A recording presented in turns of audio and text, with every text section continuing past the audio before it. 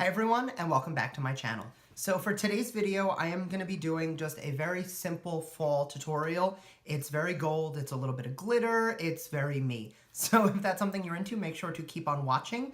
Don't forget, I do upload twice a week, so make sure to hit the subscribe button down below so you can get first notifications about when I upload, which is every Monday and Thursday, and let's get right into it. So to start, I'm going in with my Skindinavia Oil Control Priming Spray and my NYX Pore Filler Primer. Now this is a really good combination for keeping me matte throughout the day, and I really have been enjoying it lately. Next, with my FENTY foundation, I am in the shade 200. I'm going to just blend that on the face with a beauty blender. You have to work pretty quickly because this does set down pretty fast and dry, so you have to work while it's still wet. Now I am doing a voiceover today just because I wanted to see how it worked, so let me know if you like it.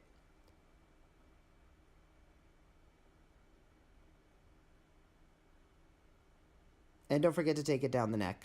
Then with the Tarte Shape Tape, I'm in the shade Light Medium Honey.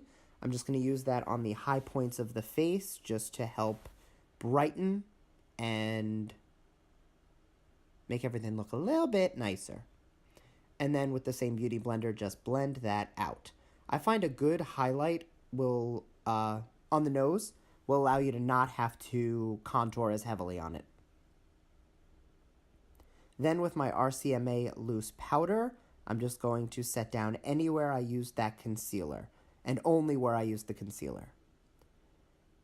Using a light hand on a MAC Mineralized Skin Finish in Medium Honey, I'm just going to set down the perimeters of the face so that I don't have to go in with a bronzer. And then I'm going to set anywhere I used the RCMA powder with my Studio Fix powder, also from MAC, and this is in the shade NW25. I'm just going to contour a little bit with the two lighter shades from my Kat Von D contour palette. And I'm going to use that just in the hollows of the cheeks, the temples, the jawline, and a little bit down the sides of the nose. Now I am using a fairly fluffy brush for this just because I don't want a super harsh contour, but I will go in with a slightly denser brush afterwards just to give a little bit more definition because the fluffy brush is good, but it doesn't give you quite as much precision as I wanted. Using a Sigma F86 and the brightening colors, I'm just going to re-brighten under the eye because I lost a little bit with the MAC powder. And then I'm going to use a little bit more of that MAC powder just to help make it a little bit more of a natural contour. Going in with the Morphe 9N, I'm going to take this nice corally peachy color and take that over the contour. Now, I don't like using a lot of blush because I do have a lot of red pigmentation in my skin, so why put more red in? Then before I highlight, I set it down with the Oil Control Setting Spray from Skindinavia, just so that my texture doesn't get enhanced when I go in with my LORAC highlighter. Now this is fairly natural. I know it doesn't look that way, but for me, this is a natural highlight, so I actually wanted to go in and give myself a little bit more of that metallic blinding glow. So I took my favorite topper, which is the Colourpop Flexitarian Super Shock Cheek, and I use that just on the very, very high points of the eye. Now, I prime my eyes off camera, and then I go in with my Queen of Hearts palette from Colored Raine. Now, I love this palette, and for fall, it is absolutely perfect. So starting with a light transition shade, I'm just going to go in and start defining the crease, and I'm going to layer that up with 2 or 3 colors, and I'll show you what those are as we get into it.